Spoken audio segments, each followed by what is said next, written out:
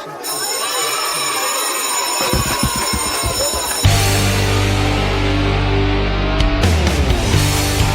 boys and girls. Welcome to the Cool Kids Lunch Table Podcast with PJ and Mike. Now find yourself a seat at their table.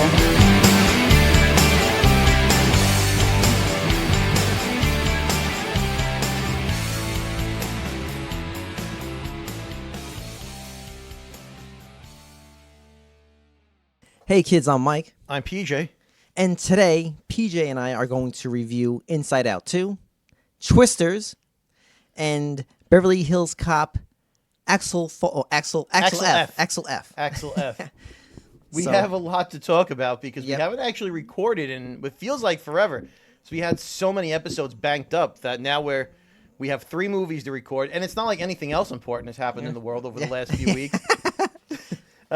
I mean, what a wild few weeks since we recorded. Oh my God! Ever since we did our our short episode for our 4th of July, it really things just went haywire. I mean, we lost Dr. Ruth, Shannon Doherty, the kid from Alf, what's his name? Richard Simmons. Richard Simmons. Yeah. Was it Bob Newhart? Yeah. All these people dropped like flies, and like the same day. Yeah.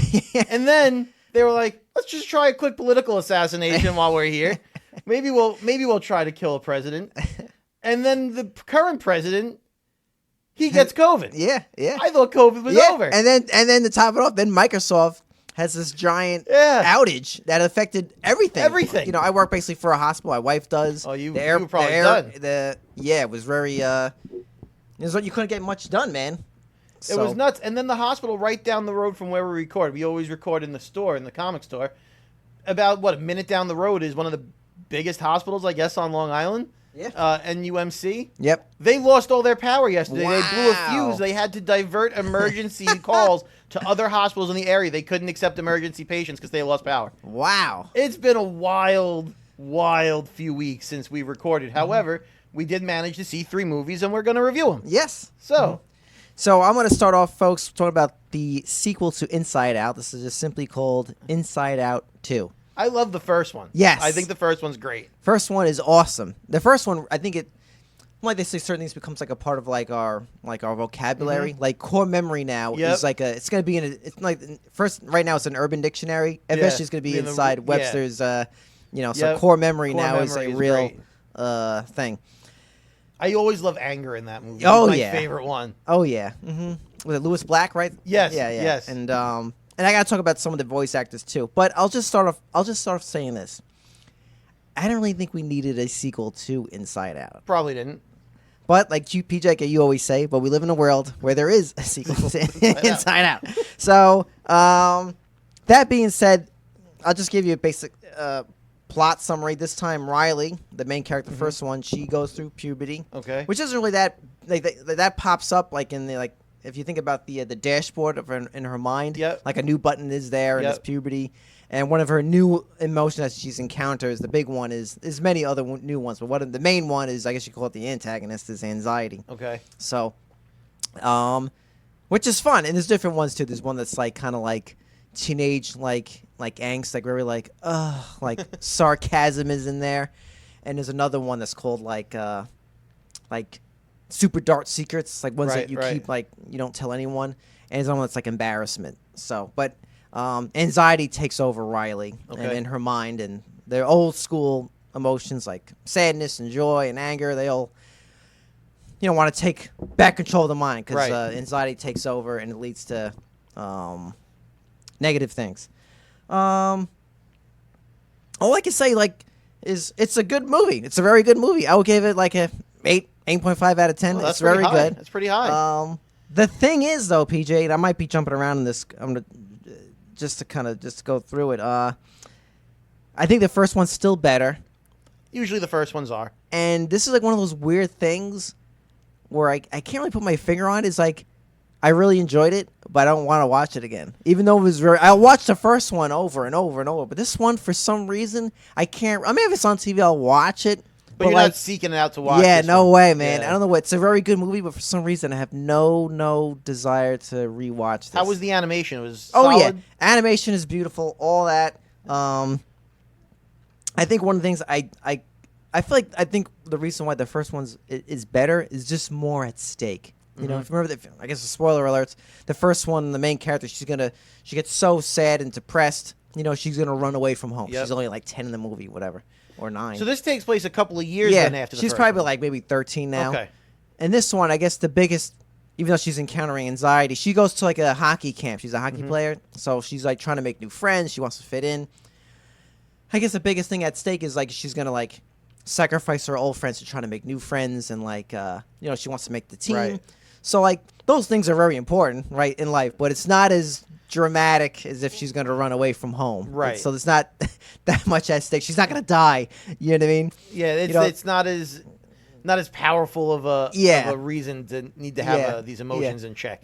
So exactly, yeah. Who does the voice for the new characters? Anyone good? Actually I didn't look that up. No one really stood out to me. I know they changed some of the original cast. They changed some of the some original of that, cast. yeah. I know the I don't like when joy, they do sadness, and anger are the same people. Okay. But I think disgust and what was it? Fear are different. Oh. They're different. All right. Well, let's take a look and see. Anxiety is Maya Hawke. Oh, all right. She's from Stranger Things. Oh, Maya Hawke is oh, she's anxiety. Yeah, she's anxiety. Oh yeah, that's Ethan Hawke's and Uma Thurman's kid. Yeah. She's actually very. I think she's not in this. Well, she was very good in this movie, but I think she's a very good actress. Yeah, she is. I think she's one of the best characters and actresses in Stranger Things. Yeah, I actually like her character a bit. Very instinctual. Tony Hale is Fear. I don't know who Liza Lapira is, but she's discussed. Yeah, because I think Mindy Kaling was. Or Kaling, whatever her name. She was. Lewis Black is back as Anger. He needs to be. Yeah. I think they had to get those three back. Oh, they had to. Yeah. Well, no doubt. But he's such a great choice for Anger. Yeah, he really is. Yeah. I always felt like he's the best possible choice for it. But I thought if George Carlin wasn't dead, he would have been a great Anger. Oh yeah. Mm-hmm. And just to kind of just wrap this one up. Like I said, it's the first one's still better. This one's very good. I got nothing really negative to say about it. It has a great message. Blah blah blah. I do find the first one just. This one had a lot of funny jokes, but the first one had more funny jokes. Okay. It was just more and more. Yeah. I felt just the first. I'm just laughing a lot. You have Bing Bong, who was hilarious. Bing Bong is great. You know, and like this one, like Anger's in it. He has his time to shine. You know, he's great comic relief, but you know, you got to make time for the new characters like Anxiety, and there's like a bit where Riley encounters something, right? And she's like, Anxiety's like, guys, trust me, let me take over. So Anxiety does something where like she kind of solves the problem. I'm using quotations here. Where reality, that's really going to backfire later. You kind of knew that foreshadowing, but I think everyone's like, "Oh yeah." It's like listen, Joy. Like Anger's like, listen, Joy. Step back. Let Anxiety take over. So there's some good jokes like that. But yeah, it's very good. I definitely think it's worth seeing in theaters. Like I said, I don't really know if you're going to put this on, you know, DVD and just watch it. I don't know. I think you're still going to watch the first one. And I'm going to just say this for folks who are going to see this in theaters. There's a post-credit scene. Okay. All I can say is skip it. It's the absolute waste of time. When I was there, when they showed it, another gentleman in the audience goes like, that was it? Should I spoil it, PJ? Yeah, go ahead. Okay. So in the movie, they meet where you keep your deepest, darkest secrets. It's like in a bank, so it's in a vault. Okay. So like this big shadowy dude, you know. So they won't tell us what it is that she's hiding. So I'm like, oh, okay. I'm like, I knew there was going to come out. It was going to turn into a joke or a punchline.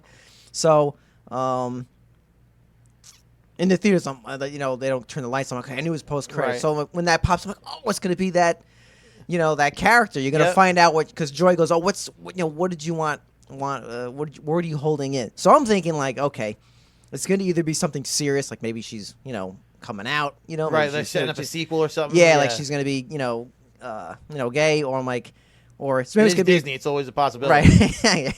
What does South Park say? Make it gay and make it lame. Yeah, yeah, and or I think it's gonna be some kind of joke, like okay, it's gonna be a good punchline. Like maybe she's like she clogged the toilet. Maybe they'll do like maybe they'll do like a poop joke. Yeah, you know? Okay. Unfortunately, like I don't know if this is like kind of maybe it's like an homage to Back to the Future.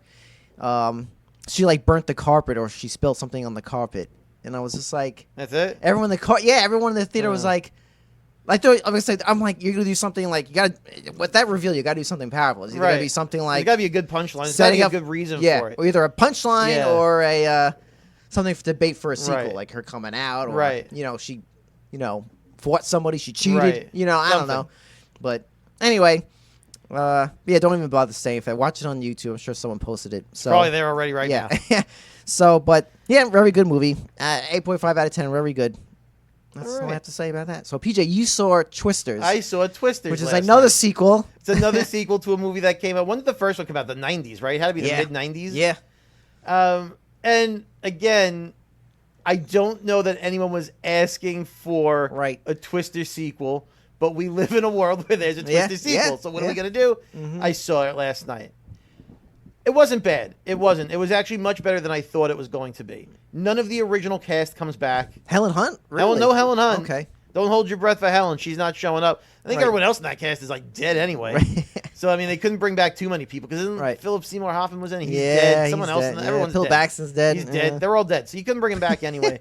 So it's just a new group of storm chasers. Right. So they're not related, then, like his son or any bullshit like that? No. Okay. Not that they told us in this one. If they make another one, who knows? But right now, they're completely unrelated. So I see it, and it's like, if you like the first one, you're going to like this one. It's the same movie. Oh, really? Okay. Oh, we have to find a way to deploy the thing into the really? Tornado. Same, okay. There's tornadoes. And we need to deploy a thing into the tornadoes. I don't want to be too spoilery because it literally came out like a day ago. Right. So I didn't want to be too heavy with the spoilers on this. But yeah, the plot is there are two groups of storm chasers. One is a kind of do-it-yourself storm chaser. Right. Where they learn how to chase storms on their own. And then one is the corporate storm chaser. And they're both trying to chase the storms. And what are they trying to compete for? Like, is there like some kind of data? Is it, they're not really. Fuck it. I'm gonna spoil it. If you don't want spoilers, deal with it. All right. This is about tornadoes. There's not many to spoil to give away. It starts off in I'll call it a flashback, like 4 years earlier, 5 years earlier, whatever it is, right? And the main girl, her name is Kate, and several of her friends, and one of the friends is the guy. He's the guy from Top Gun, right? No, he comes in later. Top Gun guy comes in later. This is the guy from Hamilton. He played Hamilton's son in the play. Oh, and he was in the hell was that other movie he was in? Where they're in the city. I can't think of the name of it. Oh, West Side Story. Something no, like that? The other one. I can't think of the name of it. But Lin-Manuel made that one too. The Heights. Oh, okay. He was in that. Good actor. I like the guy. Mm-hmm. He's a very talented actor. That's one of her friends, and then there's a couple of other friends, and they're. They think they know how to stop tornadoes. Oh. Because it turns out, according to the movie, if you release the chemicals inside of diapers that absorb the moisture, it'll kill, knock out the tornado because it takes away the fuel. Right. Wow. Okay. So it starts off with they're chasing a tornado. They release the shit that they have to release from the barrels. Right.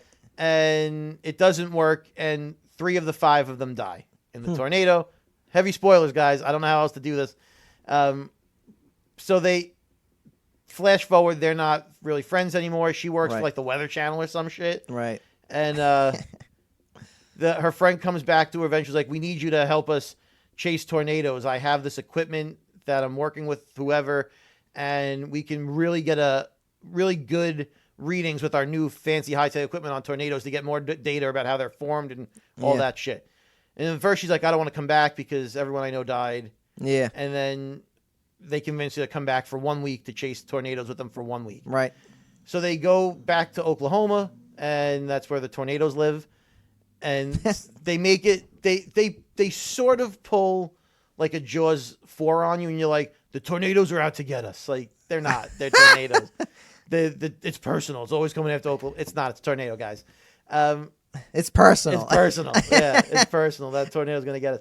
So now they're at a hotel or wherever they're all meeting. And then in comes Top Gun guy. Right. Who's like a cowboy. Right. And he's he doesn't play by the rules because he's a rogue and everything he does is for YouTube. He's a YouTube star and he sells T-shirts with his face on it. And She's like, wow. I can't believe. She's like, we wouldn't trust someone from New York to tell us where the storms are. And she's like, I wouldn't trust the guy with his face on his own T-shirt. Right. Ooh, and they're setting up that tension. Yes. Right. I see. Yeah. So they chase the storms, and it doesn't go well the first storm they chase, and the town kind of gets destroyed because towns get destroyed in Twister. Right. There's no cows flying in the air on this one, by the way. No cows? They didn't give us a cow flying wow. in the air. Yeah. What? Yeah, sad, right? Give us a cow. I thought they were definitely going to do that. No cow. And then you wind up finding out that her friend who recruited her, he's the one that works for the corporations now. He's actually working with some real estate guy, and every time someone's town gets destroyed, this guy's trying to buy the land. Oh, okay. And so he's the villain, and then you find out that the other guy, the Top Gun guy, the reason he sells the shirts with his face on it is to make money to give back to the towns to help the people. So he's the good guy. Swerve. Right. You see it coming. You see it coming. That was a twist. That was the twister. Yeah. You see this shit coming from a mile away. You're like, well, he's the hero. Right, of course. They wouldn't introduce. Yeah. Because they make him so likable from the first minute you see him. You're like, well, you're never going to root against this guy. Yeah. So you know at the end of the day, he is going to be the hero. And then more shit happens. They chase more storms and Twister. You know. Right. It was not bad. I watched it. I was entertained by it. Right. It's worth seeing. It was. I hear if you see it in 4DX, it's very fun because the seats move when you're getting blown blown away by the tornadoes. It rains in the theater. I didn't see it in that. I just saw a regular showing. It was fine. It was a fine movie. It was acted well. Look, the first one wasn't like some kind of masterpiece. It was fun. Is this just as good as the first one? Or it's the same as the first one. It's literally the same as the kind first. Of tone. It's the same. I think if you just didn't watch it and you were listening, you'd be like, "Oh, Twister's on." Right. Like, it's the same. I see. And down to the point where we're like, "Oh no, it's not going to open when we need the thing to open. When we push the button to release the shit into the tornado, what are they going to do? Oh no, it opened just in time." Right. Like it's the same. It's the same. But it was fine. It was fun to watch. I give it a 7.5 or an 8. Yeah. It's the same feeling that you had about Inside Out. Right. I never need to see it again. Yeah. I got it. There's a night after the credits scene on this too. Oh. Don't waste your time. Okay. Wow. It was again a punchline to a joke that they didn't need. She makes the joke about his shirt earlier in the movie. I wouldn't trust a guy with his face. Right. And then the punchline on that joke is maybe I'll get a shirt with my face on it. Lights come back on. Everyone leaves the theater. All right. Like it wasn't needed. Yeah, you don't need to watch it. It was a good movie. Like I said, 7.5 to an 8. Yeah. It's worth watching. You won't sit there and be bored. There's action. A good summer movie. Good summer movie. Yep. That's what I would say. For some reason, PJ, I don't know why when I saw the trailers, I thought like they were obviously this isn't the story. I just thought like one of the they chase storms and then someone gets left behind, like and they have to rescue them. Yeah, that's what I thought. That's part of it. Okay. That's in there. Okay. I didn't spoil everything. Okay. Only the stuff that like you could see from a mile away. Right. That I spoiled. How long was it? 2 hours and change. All right. Okay. Yeah. Okay. I mean, it didn't need to be. Right. I don't think any movie needs to be over 2 hours at this point. No way. I was kind of hoping this one would be like 90 minutes. Yeah, it was 2 hours and like 5 minutes, something like that. I saw a meme actually this morning. It was like saying Men in Black was 98 minutes, and it was like talking about all these things that had how it hit, and it was true. Yeah. Will Smith, you meet him, you meet Tommy Lee Jones. Yep. And the freaks, that alien villain guy was great. Yeah. And it's all wrapped, it's all done flawlessly in 90 minutes. Yeah. 98 minutes. Now they need 2-3 hours to tell the movie. As I was watching this movie. Anyway, this movie should have been 90 minutes. Only about 2 hours, but as I'm watching this movie, I love superheroes and superhero movies, right? I started to understand a little bit why some of these directors, I think it was I forget who it was a Coppola, someone. Yeah. Was saying how these aren't real movies, these superhero movies. Oh, Scorsese. Scorsese, that's who it was. Yeah. I'm watching it, right? And I start to say to myself, there's no villain for the heroes to fight. This movie has no villain. And it doesn't. Right. And I'm so ingrained, and I think most movies now, superhero movie or not, give you a villain. Right. Because everyone is like, I need a hero and I need a villain. I can't tell a story any other way than hero or villain now. Mm-hmm. And maybe Scorsese was a little bit right about superhero movies kind of ruining movies in general, because it was kind of refreshing to not really have someone to root against. Yeah. It was just a natural disaster. People have to find a way to survive it. Yeah. There's no this person is totally good, this person is totally evil, we need to battle. Yeah. We need to one-up. There was none of that. Yeah. It was just a straightforward story of chasing the storm. Yeah. And which I think actually made me like it a little bit better. Yeah. Because I didn't feel like I had to root for somebody. Yeah, you could just appreciate the characters for who they were and watch the movie. And I thought that was interesting, that there was no real villain in the movie. Yeah. Because I feel like everything now, movies, TV shows, it's always got to be the ultimate good versus the ultimate bad. Yeah. The guy who's going to play the new Superman was in this movie. Oh. And you know what? I think he'll do a good job. Okay. After watching this movie, he had a small part. Right. But he was good. He kind of looks like Henry Cavill a little bit. Yeah. Has the a good, when he's on the screen, has a pretty good presence where you'd be like, all right, I think seeing this movie, I think maybe he'll do a pretty good job as Superman. His suit still sucks. Right. But he looks like he might be a pretty good choice. Nice. Yeah. Cool. Well done. So to wrap things up, folks, we're going to get to Beverly Hills Cop Axel F. Why didn't they call it the full? Why is it Axel I don't know. F? I don't know why. I think they should have, because I actually put that in my notes. So I'm like, they should have just kept the Foley in there. I think it just has a better ring to it than Axel F. Yeah, call it Axel Foley, or just call it Beverly Hills Cop. What is that for, right? Yeah. Mm-hmm. Just call it that. So, folks, this movie's actually on Netflix as a sequel, which I'm kind of surprised about. Yeah, you think this movie could hit the theater and people would see it? I know I said this in another past episode. There's certain movies I'm like, I don't know why they just don't release it in theaters first, or and then put it on Netflix like they've done. Yeah. Like like they did it with what's it called? Knives Out, the sequel. Like, okay, it should be in theaters for at least 2 months and then have it go straight to not like 3 weeks that they did it with that one. But I think this one should have been in theaters. I think that Predator movie, it was called Prey. Yep. That one I never saw. I want to see it. That should have been in theaters.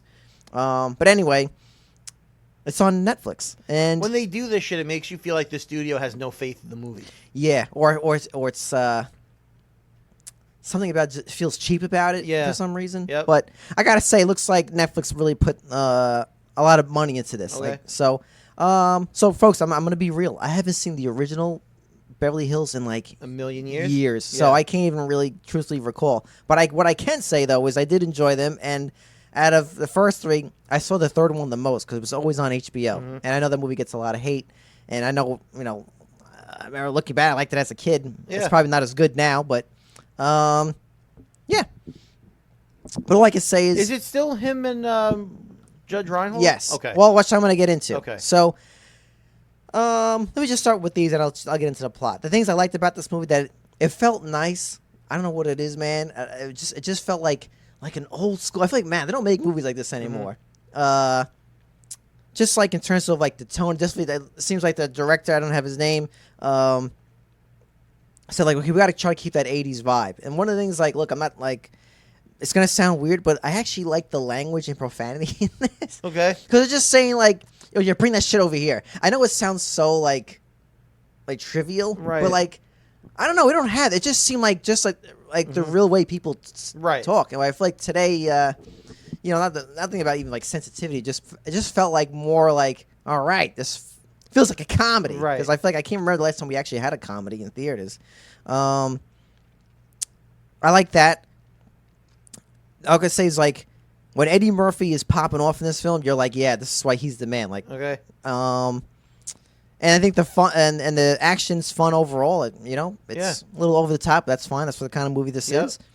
And when their the original characters are together, so you have Reinhold, the guy who plays Target, what his name is. When they're on the screen together, they're fantastic. So before I get to the cons, I'll just give you the plot. Does Reinhold have like a big part, or is he only in it for a few minutes?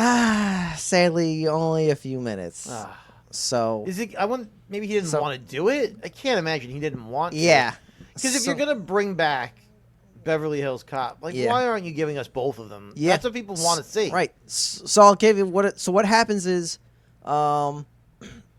Eddie Murphy has a daughter. She's an adult. Okay. You know, and PJ as I always say, I always get nervous. So they bring in a kid. Yeah. Now, obviously, this kid is an adult, but she is still the child. So I always get turned off when I go, you're bringing in the kid, kind of thing. Kind of like they do with like Die Hard 6, where they had like Bruce Willis' son comes in, you know. And anyway, she's a lawyer and she's defending an accused cop killer. Okay. So she wants to defend him. You know, he's really innocent. And she wants to prove that he's innocent. Mm-hmm. And then during this time, what's his character? Anyway, Judge Reinhold, he leaves the force. He kind of goes rogue. Okay. And his character's going to help out Eddie Murphy's daughter in the movie, and he gets kidnapped. Okay, there we go. So Eddie Murphy hears about this, and he doesn't realize he's kidnapped. They just know he went missing, so he wants to go there and also kind of reconnect with his daughter. Right. So they go. You know, she's really on work. They have a strange relationship, so they decide to work together to solve this case, solve this mystery. We got to see the judge. Yeah, exactly. And it's good. Like I say, this movie's really good overall. One of the things I don't like about it is you don't really see Judge Reinhold. Really, he's only in the first 5 minutes, and then maybe the last 10 minutes of the film, and that's it. And when they're all three characters, I mean, talking about main, like, classic characters like Eddie Murphy, Target, and then Reinhold. They're really at the end, and that's it. It kind of reminds me of what they did with the Star Wars sequels, where it's like, how could you never have Luke, Han, and Leia together at all? Yeah. You know, they were never on screen. Not to get off on the tangent. They were never on screen together at one point. At least at the end, they're all spoiler. At the end, they're all on screen together. Do you think this is a setup for another one of these where they're together and they do like a mission together, or do you think this is it? I think they could. I think they could. And they don't lead to anything that leads you. There's going to be another sequel. Okay. But I think I wouldn't mind it. You know, it leaves it off there. So anyway, they got to try to solve that mystery. Make sure this man is not, this innocent man doesn't go to jail for that. And to tell you the truth, you almost forget about that character who's accused. You only see him once in the beginning. But the real thing people are going to ask is, like, is it funny? I got to say, honestly, it's funny. It's very good. Do I think it's hilarious as the originals or anything else as Eddie Murphy has done? No. And I think what hurts the script, though, what I think hurts the film is the script. Because I'm trying to think of the word. Let me see what I wrote down. I just feel, I said the script feels a bit bland at times. Okay. So, and it feels like they're like almost like handcuffed to it. Because I'll do a slight spoiler. So, the beginning starts off with credit. I love opening credits, which I love. We don't do that anymore. We don't do credits. Right, that stopped. It's not trendy anymore. Yeah, we don't want to see credits. We always want to see who made the movie. Because folks, when you have credits, it actually sets the tone of the film. I always say that. It's, certain movies get away with it. But anyway, I always think Christopher Nolan, he just made the the Dark Knight, the first one, where it had no opening credits, and has since taken off. Gone, yeah. Anyway, people have been doing it ever since. He wasn't the first one who did it, but he's the one who made it. Isn't there a thing? I don't know if this is real or I made this up or I read it somewhere. Depending on who the director is, like they have like this a film by has to be in the beginning of the movie for certain people. Yeah. Mm-hmm. Yeah, like that's a thing, right? Like, I don't know why some movies have to have. I don't know if it's because of they're in the Directors Guild, whatever it is. Yeah. Certain movies have to have at least a film by whoever in the front of the movie, and other people could just throw it in the back as the credits. Yeah. It depends on, I don't know if it's the person's status. I don't know what it is. Yes. But there's something about that. Mm-hmm. Yeah. No, you're totally right. So with the script, folks, like I said, it feels like, when I mean by it feels handcuffed. Like I said, I start off with this opening, credits, which I really enjoyed, and then it starts off them actually in a hockey rink, and it takes place in Michigan. That's where he starts off, and it's Eddie Murphy and his partner. I don't know who he's, some rando new guy. Okay. And I guess this kind of sets up where their characters are and the humor of the film, but I don't really actually like this kind of opening bit joke. So it's kind of like Eddie Murphy's obviously black, and the other character is white. Yep. And the white character was like, "Oh, I didn't know you were into hockey." And he's like, "Well, what do you mean by that?" He's like, "Why? Because I'm black." And it goes into that whole thing, but for some reason, it feels kind of cringe. And like, yeah, I could see that. And I feel like cringe humor, I feel like it just has not dated well. It was big in the early 2000s when you had Seth Rogen, and I think guys still pull it off. Like I think Ben Stiller can work with that awkward kind of humor, or certain actors can pull it off. I feel like it doesn't really work well with Eddie Murphy. So, not that it's horrible, but I didn't really like their exchange, their banter didn't work well. And it doesn't even matter because that partner he has in the beginning, he's only in the beginning. And that's it. We don't see him the rest of the time. But next thing after that, I'll spoil this, and I won't spoil any more jokes. But Eddie Murphy, he's trying to catch these bad guys, and they're in the one of the hockey teams' locker room, and they're stealing shit like their watches or whatever. And he busts through the door. He's like, "All right." He's like, "What are you guys doing in here? I'm the new hockey coach. I just got brought in." And all these guys have guns, have masks on, they have a gun point. He's like, "Listen, drop that shit." He's like, "I won 5 World Series. Like, I know how to win a champion." And I was just for a hockey team. Right. But you could clearly tell, like, they said, Eddie Murphy, just do your thing. Yeah. And whenever Eddie Murphy does that in the movie, when they let him go, it's great. It's great. Okay. So whenever he's kind of has to, when they had to, follow the plot and use the script to, not as funny. Some jokes are good, but do you think they made the interactions a little bit cringy or not as organic with the new partner to show that his partnership with Judge Reinhold is always better? Like it was a choice, or do you think it just was bad script? It was just bad script because you don't even see. He doesn't see Reinhold really till the end. So, but yeah, it's like I said, it's funny throughout. You know what I mean? Like I said, when he's doing his thing, he's awesome. Like when they let him loose, kind of what they used to say with Robin Williams. Yep, let him do his own thing. It's going to be great. They used to have it in the script, okay, let Robin go. Yeah. I'm sure they said, okay, let him do, his thing. And whenever he did his thing, he's great. Yeah, but to rate this film, give it like a 7.5. It's really not a bad film. All right. It's very good. I think it's worth watching. Do I see myself watching it over and over again? Probably not. But for some reason, I find it a little better, like if you would, I think you would rather watch this over than like Inside Out too. I'm not being kind of a bold statement, only because like I feel like this was just, I don't know, something about it, something had some kind of charm to it. You know what's interesting about a movie like this being on Netflix? Movies like Beverly Hills Cop, Lethal Weapon, all these kind of movies that came out forever ago. I used to watch them. I don't know that I've ever sat through them on purpose from beginning to end. Right. You would always just catch them on like TBS or whatever. And you'd be like, oh shit, Lethal Weapon's on. Oh shit, Beverly Hills Cop is on. And you'd leave it on. Maybe you catch the last 45 minutes of it. Right. You catch 20 minutes before you have to go to work or whatever it is. Yeah. You can't catch a movie anymore on TV. Yeah. So if you don't specifically go to Netflix and decide you want to watch this movie again, you're never going to see any part of this movie again. Yeah. And I think that hurts movies. That's a great I was point. saying a couple episodes ago about how like I don't really ever want to turn on Forrest Gump. Right. I don't want to. Yeah. But that's a movie that you might still catch bits and pieces of on TV. Yeah. It's not, and it just grabs you. It's just like magnet, like certain movies just have that kind of thing. Like Goodfellas. When it's on TV, you always catch it and you watch it. Yeah. But all of those movies that you catch and watch, if you had to specifically log into a streaming service, search for the movie, start the movie, and then you're not going to do it. Any of these movies, you're just not going to do it. And I think that hurts movies because if I'm flipping through stations and I catch something, I'm more inclined to watch it. And you can't do that anymore. And I think that hurts a movie like Beverly Hills Cop because that's the exact kind of movie. I think that's a great point. Because this was on TV. I would never watch. Flipping through, you would definitely stay on with it. Yeah. Mm-hmm. I very rarely watch a movie from beginning to end. I used to just, oh shit, this movie, you use channel surfing. Yeah. And you find something. You can't do that anymore because technology has ruined the way. Yeah. And that's a great point because I do feel, especially with like streaming films, they almost have like a 5-minute window. Like, okay, we only have 5 minutes to really grab this person, hook them in. So maybe that's why they kind of, not the movie feels rushed, but that's, as you bring that up, actually makes a good point because like, there's so many times where you're like, all right, I can't tell how many times I start a movie on Netflix or something. Yeah. And then I turn it off. You turn it off. After 5 minutes, I'm like, hey, I'm turned, I'm not into anymore. This. I don't want to watch this. I'm not into it. Yeah. So I think, like you said, technology has changed a lot. Yeah, before I just kind of wrap up with this, I just wanted to let folks know that I forgot this guy. He I don't know if he took a hiatus. Remember Joseph Gordon-Levitt? He was like in every movie. Yeah, he was in everything. Yeah, and then he took. I don't know if he got married, maybe he had kids, but he's back in this, and he's fine. He's a little bit one-dimensional. I almost feel like he's not. You can take him out of the film, it wouldn't make a difference, but he's fine. And then Kevin Bacon is great at playing a villain.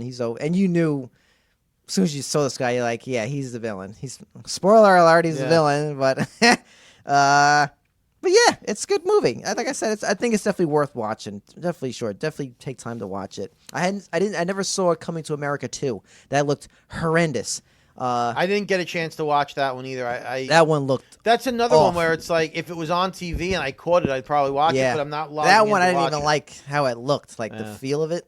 But this one was very good, folks. So definitely check out Beverly Hills. You know, Eddie Murphy's an interesting guy because for a long time he decided he didn't want to be funny anymore. Yeah, I just saw. I'm sorry, Peter, cut you off.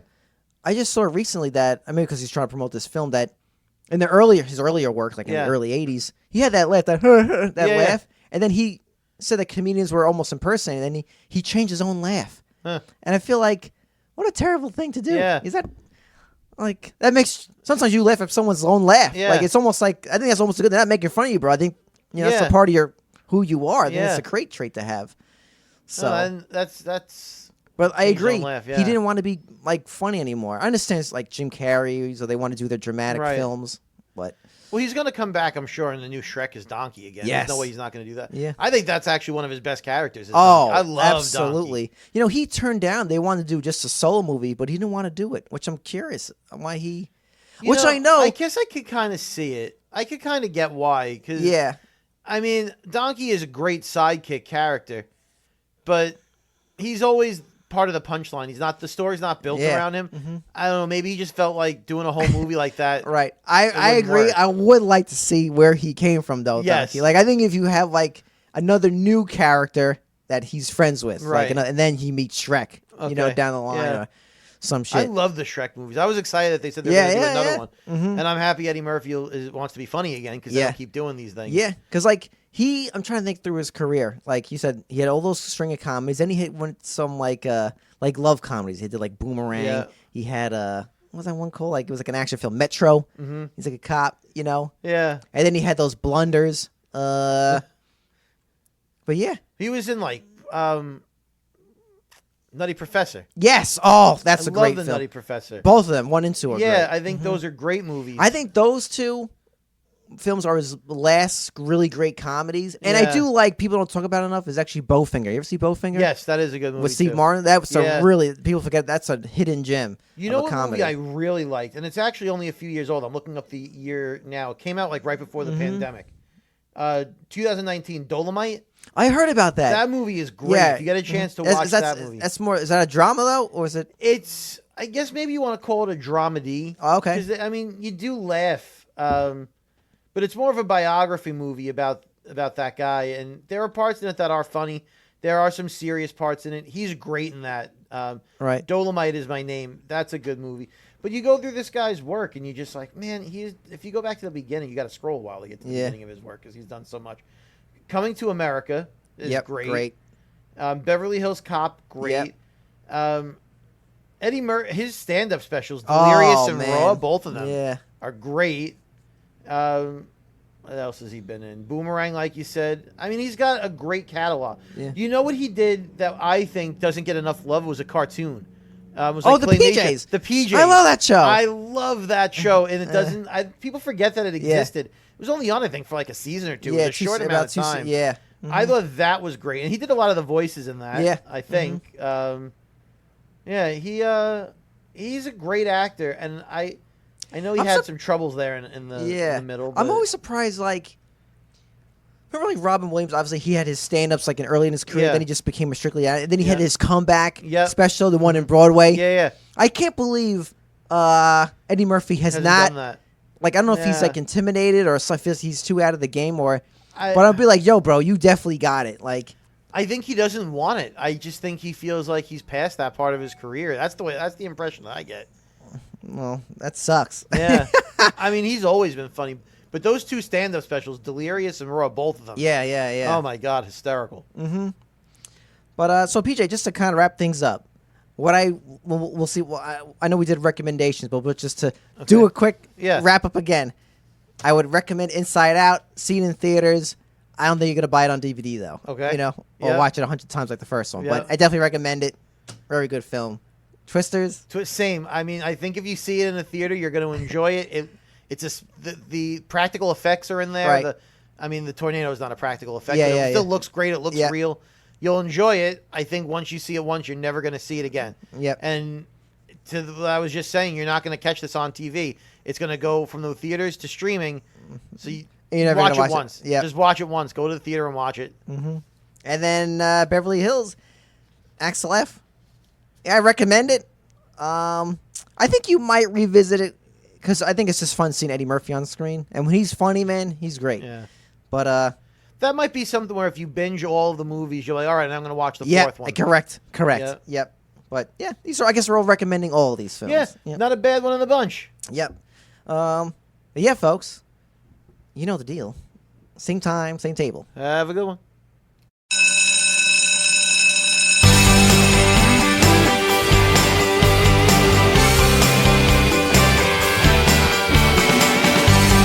Boys and girls, lunchtime is over.